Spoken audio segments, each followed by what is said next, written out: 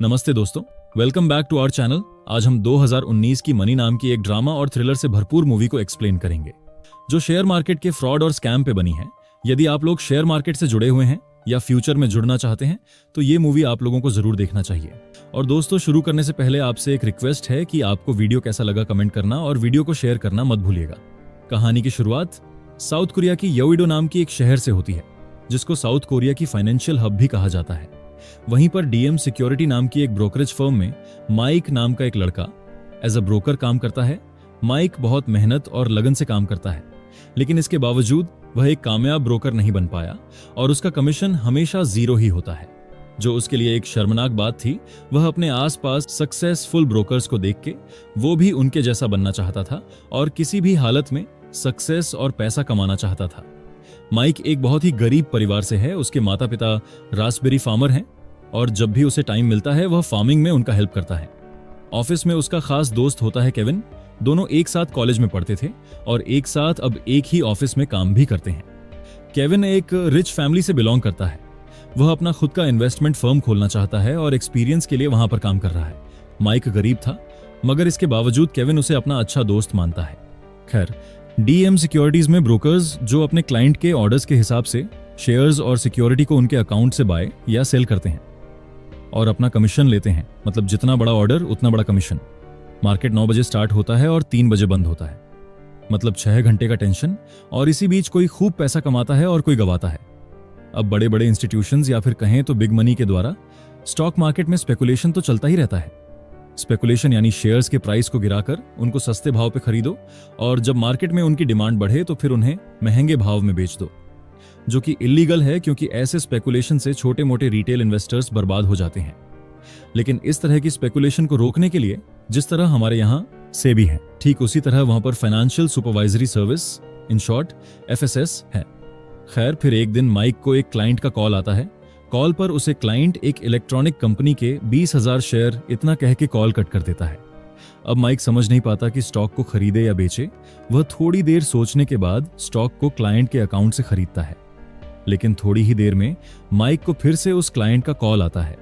वह गुस्से में उसे कहता है कि मैंने शेयर बेचने को कहा था, खरीदने को नहीं। तो अब वह क्लाइंट उसके पैसे वापस मांगता है। माइक की गलती की वजह से उनको क्लाइंट को कंपनी के फंड से पैसा वापस देना पड़ा। इसलिए मैनेजर सबको कहता है कि क्योंकि कंपनी के फंड से क्लाइंट को पैसा देना पड़ा, इस महीने किसी को कमीशन नहीं मिलेगा। तो सब माइक पर गुस्सा होते हैं। अब यह सब लियन देख रहा था। लियन यहाँ का सबसे बड़ा ब्रोकर है और उसका नाम कमीशन लिस्ट में हमेशा टॉप में रहता है। वे माइक से कहता है कि एक जमाने में मेरी भी हालत तुम्हारी तरह थी, पर जब से मैं एक सीक्रेट इन्वेस्टमेंट कंपनी के साथ काम करने लगा, मेरी हालत सुधरने लगी और मैं इस कंपनी का टॉप ब्रोकर बन गया। लियन माइक से कहता है कि जैक नाम का एक ब्रोकर है, उसके पास मार्केट की सारी इनसाइड इंफॉर्मेशन रहती है। सब उसके साथ काम करना चाहता है और मैं भी उसके साथ काम करता हूं, क्योंकि जिन्होंने उसके साथ काम किया है वह आज टॉप ब्रोकर बन चुके हैं।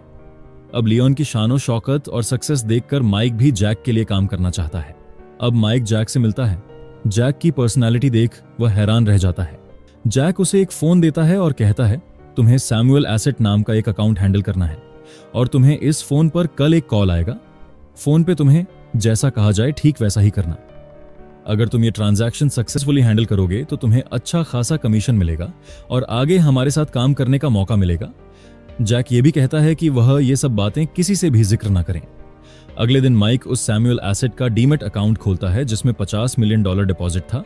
वह अकाउंट को डीलिंग के लिए रेडी रखता है। तभी उस फोन पर उसे एक कॉल आता है और उसे कहता है कि मार्केट शुरू होते ही स्प्रेड कंपनी के 15 लाख शेयर्स मार्केट में अवेलेबल होंगे। उसमें से तुम्हें 9 लाख शेयर्स खरीदने हैं। स्प्रेड एक लार्ज कैप कंपनी है, उसके मार्केट में कभी 50,000 से ऊपर शेयर बेचने नहीं आते, तो कोई इतनी क्वांटिटी में शेयर क्यों बेचेगा। तभी हमें पता चलता है कि एक ब्रोकरेज कंपनी में एक ब्रोकर जो जैक के लिए काम करता है, उसी ने स्प्रेड कंपनी के 15 लाख शेयर्स जैक के कहने पर बेचने के लिए रखा था।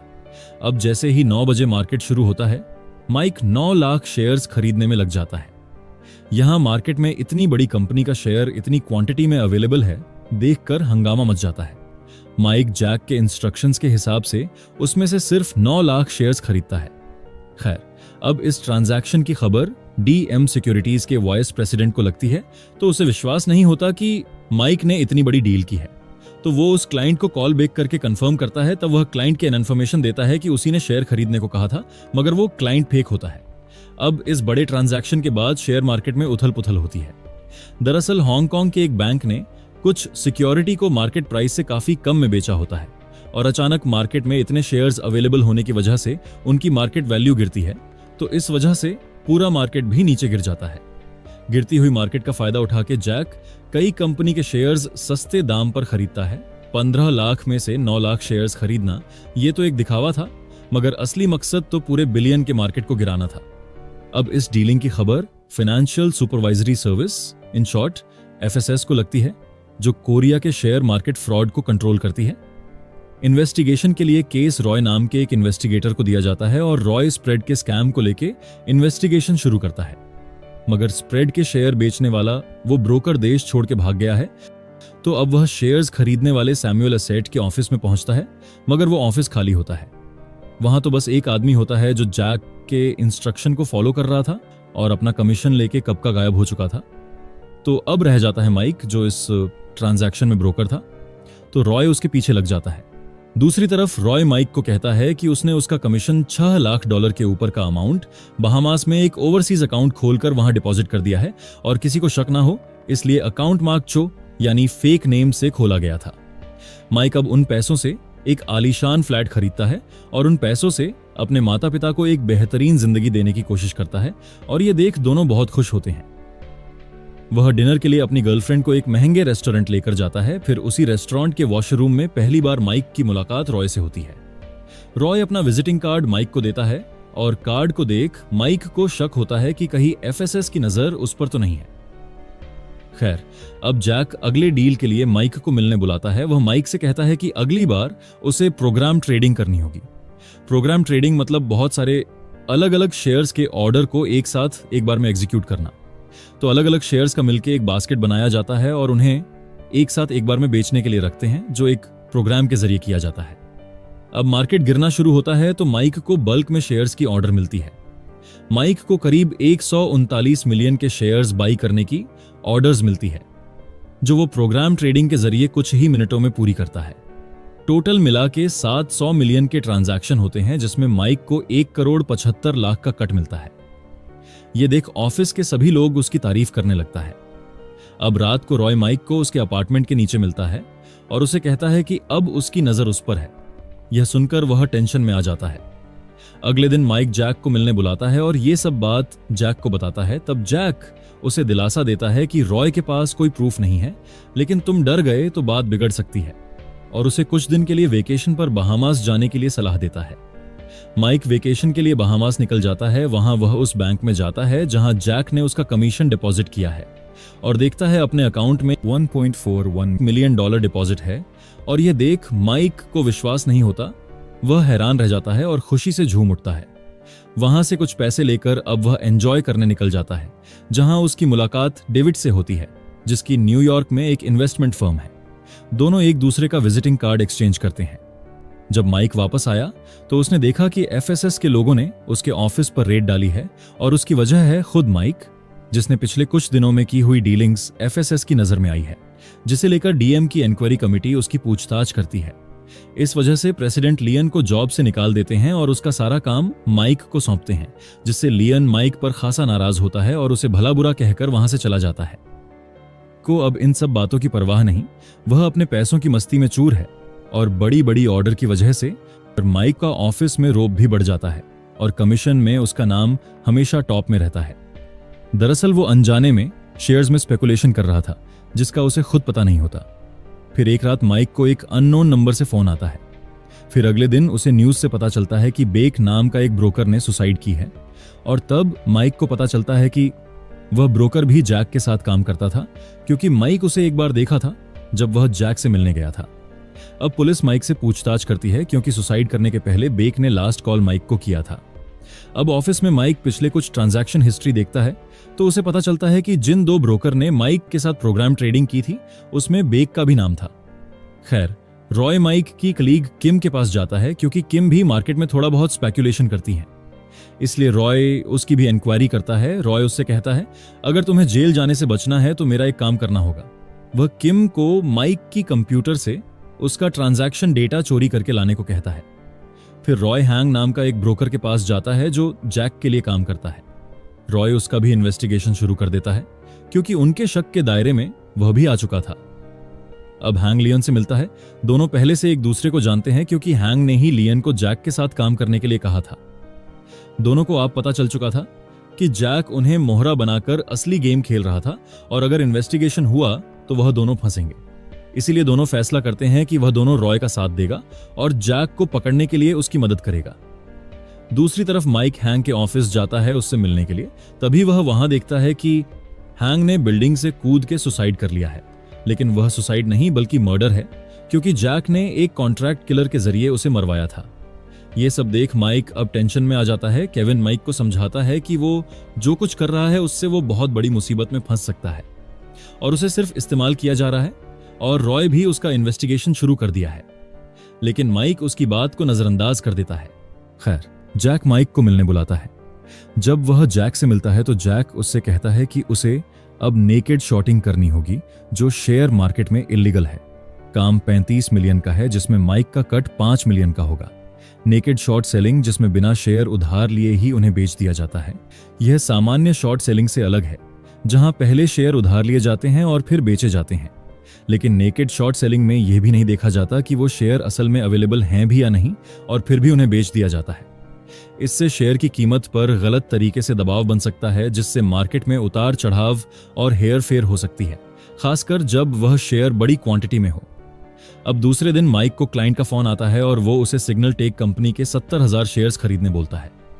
जैसे ही माइक उसे खरीदने में लग जाता है तभी एक और क्लाइंट का फोन आता है, वो उसे और 80,000 शेयर्स खरीदने बोलता है। दरअसल जैक दूसरे क्लाइंट के थ्रू शेयर खरीद रहा था और ऐसा करके वह उस कंपनी के पूरे 20 मिलियन के शेयर्स माइक के जरिए लो प्राइस में बाय कर लेता है। माइक न्यूज में देखता है कि 2 दिन पहले सिग्नल टेक कंपनी में आग लग गई थी, जिसका फायदा उठा के जैक ने नेकेड शॉर्ट सेलिंग करके सिग्नल टेक के काफी शेयर्स मार्केट में बेचने के लिए अवेलेबल है करके दिखाया था, जिससे डर कर इन्वेस्टर अपने शेयर्स मार्केट में बेचने लगता है, जिससे उस कंपनी के शेयर्स की प्राइस तेजी से नीचे गिरने लगता है। इसी का फायदा उठा के जैक उन्हें कौड़ियों के भाव खरीद लेता है। माइक अब पूरा खेल समझ जाता है और उसे यकीन था कि आग भी जैक ने ही लगाई है।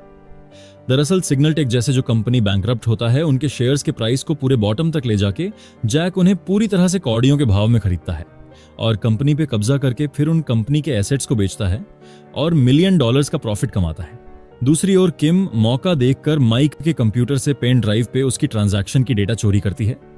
जैक लियन का एक्सीडेंट करवाता है जिसकी वजह से वह कोमा में चला जाता है और जैक माइक को हॉस्पिटल बुलाकर उसे लियन की हालत दिखाते हुए धमकाता है कि अगर उसने उसके साथ गद्दारी की तो उसकी भी हालत उनकी तरह होगी। अब माइक पूरी तरह से फंस चुका था। इधर रॉय सिक्योरिटी यूनिट के साथ डीएम सिक्योरिटी पे रेड डाल के उनके सारे अकाउंट्स की फाइलें जब्त करता है। रॉय माइक को अपने साथ ले जाता है। रॉय उसे दिखाता है कि कितने सारे ब्रोकर्स और कंपनियां जैक की वजह से बर्बाद हुई हैं। रॉय सबूत के रूप में उसे दिखाता है कि उसके पास माइक की सारी ट्रांजैक्शन हिस्ट्री भी है जो किम ने उन्हें दिया है। तभी माइक को मैसेज आता है कि केविन की फादर की कंपनी यूजिंग डूब चुकी थी और बैंकरप्सी की कगार में है। तभी उसे बोर्ड पे दिखाई देता है कि अब जैक का अगला शिकार केविन की फादर की कंपनी है। तब उसे सब समझ आ जाता है कि जैक नेकेड शॉर्ट सेलिंग करके केविन की फादर की कंपनी कौड़ियों के भाव खरीदना चाहता है। अब रॉय उसे ऑफर देता है कि अगर वह जैक को पकड़ने में उसकी हेल्प करेगा तो वो उसे छोड़ देगा। खैर, अब माइक केविन को जाके मिलता है और उससे वादा करता है कि कल जब मार्केट ओपन होगा तब तुम्हारी कंपनी की यानी वूसंग की शेयर का प्राइस बढ़ेगा जो अब बॉटम पर है। मैं तुम्हारे फादर के कंपनी के सब शेयर बाय करूंगा।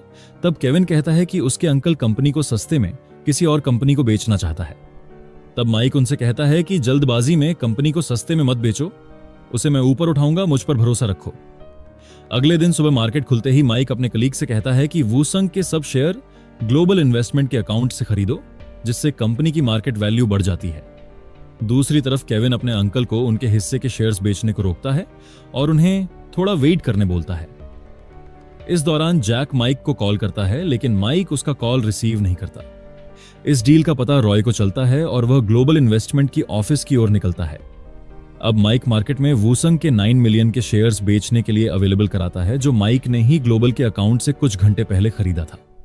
अब यहां हमें माइक का असली प्लान पता चलता है। आपको याद होगा माइक डेविड से बहामास में मिला था और उसकी न्यूयॉर्क में एक इन्वेस्टमेंट कंपनी है, तो माइक डेविड के जरिए वूसंग का शेयर खुद खरीदता है।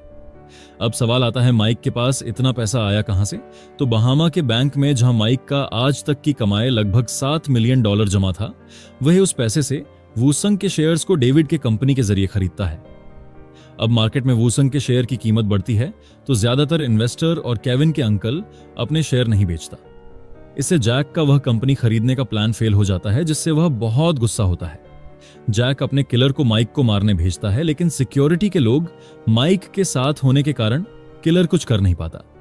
अब रॉय जैक की ग्लोबल इन्वेस्टमेंट कंपनी पे रेड डालता है, मगर जैक निकल चुका था।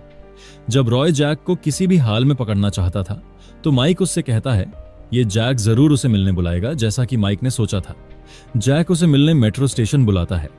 माइक उससे मिलने वहां पहुंचता है, लेकिन जैक को माइक के साथ बातें करते समय उसको पता चलता है कि माइक ने अपने कोट में माइक्रोफोन छुपाया है, जिसके जरिए उनकी बातें रॉय सुन रहा है। तभी जैक का किलर माइक के पेट में चाकू से वार कर देता है, लेकिन रॉय आके उस किलर को पकड़ता है और साथ ही जैक को भी पकड़ता है। जैक को लगता है उनके पास उसके खिलाफ कोई सबूत नहीं है, लेकिन माइक उन्हें वो रिकॉर्डर देता है जो उसने जैक से उसकी पहली मुलाकात से उनकी बातें रिकॉर्डिंग की थी। अब रॉय जैक को अरेस्ट करके ले जा रहा होता है, तो मौका देख के माइक ट्रेन से भाग जाता है और रॉय को फोन करके सब लोकेशन बताता है जहां उसने जैक की दी हुई फोन वगैरह छुपाया था। तभी ट्रेन में बैठ के माइक की नजर ट्रेन से ट्रैवल कर रहे एक आदमी पे जाती है और यहीं पर मूवी खत्म होती है। जुड़े रहने के लिए धन्यवाद। अगर आपको वीडियो अच्छी लगी हो तो लाइक, शेयर और नए हैं तो सब्सक्राइब करना ना भूले।